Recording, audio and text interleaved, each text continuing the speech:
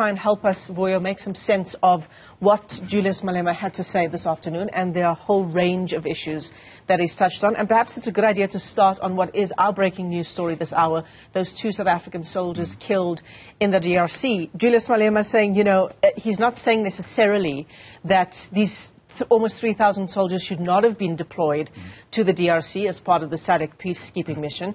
But his point is, do so when you are equipped to do so.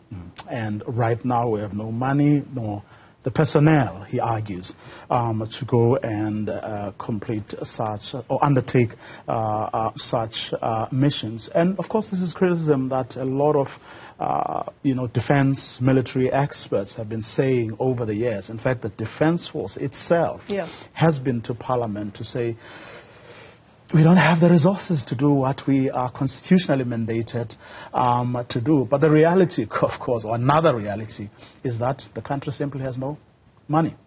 For some of the reasons are the very reasons that Julius Malema himself has acted. Wastage, corruption, all the things that we know only too well. Shall we go through what the EFF's mandate does say on the issue of money and electricity and jobs and education?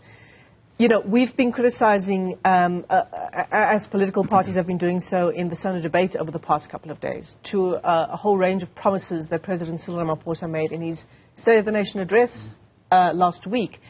And it's nothing new for political parties to put these large-scale promises in their election manifestos, right? We see all of them do it. But the EFF's promises are exactly that. They are quite vast. Electricity, and on the electricity crisis, the party says it will end load shedding in 6 months. It wants to scrap all of the historical debt owed to Eskom. For something like that, and I haven't even touched on education, you know, create millions of jobs through reindustrialization, increase social grants, graduate grants as well. The question, of course, becomes, in a country where we've got 1% growth forecast from the IMF, where will we find the money? You see, and he puts a very interesting twist to the whole thing, saying the problem with our finances, or the reason why the state hasn't been able to perform, has very little to do with money. Money is there, if you listen carefully or read between the lines at least. He says the money is there, but it gets wasted. Right. It gets, I mean, through corruption, you know, money isn't going where it is supposed to go.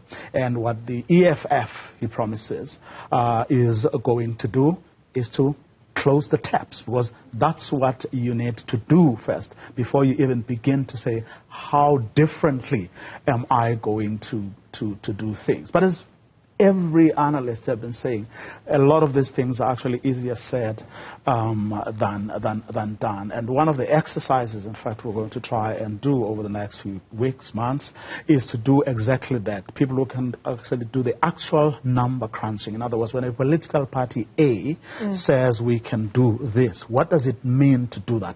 And be able also to divorce that from the performance or lack of the ANC, because a lot of things get lost in between, because people would say we cannot afford to do ABC, you know, and they're basing that on, let's say, the governing party's performance up until now. In other words, the performance of the ANC over the past 30 years, which in itself doesn't necessarily mean that things are unaffordable. Right. Just how they did things, or the ideas that the ANC put on the table, were what made a lot of things prohibitively expensive. And of course, that in itself is going to lead to a whole host of other debates. But it's a point I'm saying we've come aware of, and it's what we hope to tackle as we cover this election in the next few weeks and months. I mean, the patronage networks that we know exist in our country,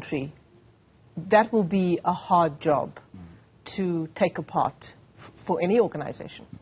It did. I mean, look, truth be told, Julius Malema himself has been a beneficiary of that largesse, you know, of that patronage system. I mean, recall when he was a leader of the ANC Youth League, earning 20 plus thousand rands, but the life he lived was I mean, he lived large, you know.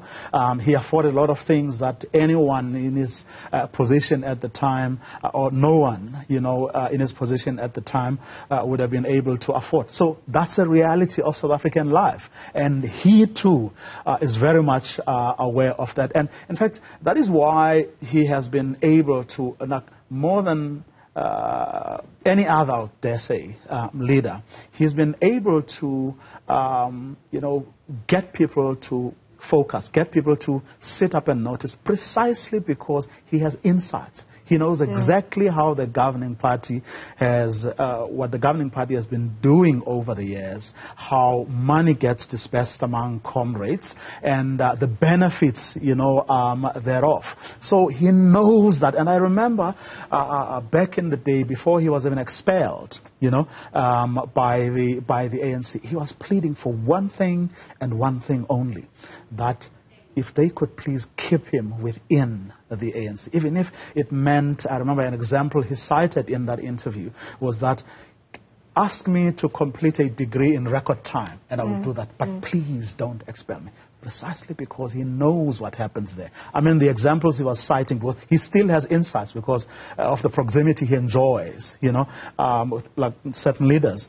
He knows exactly what's happening in Ekurhuleni, the internal dynamics there that are making it difficult, if not impossible, for the ANC to do the right things for the people of Ekurhuleni. And that is what has made him, you know, credible, even in the face of what many people refer to as flip-flopping. Because the juicy stuff that comes out of the things that he says, you know, the insights that he still has into how the ANC is running is actually an asset for his party. That is why, even though he didn't tell us what exactly he was going to talk about today, no one or no organization, that news organization that takes itself seriously would dare say, no, I'm not going there because I don't know what he's going to talk about. Because you know that something is going to come out of that briefing. Politicians will be politicking, and it is election season. Vuyo Mvoko, thanks very much indeed for coming into studio.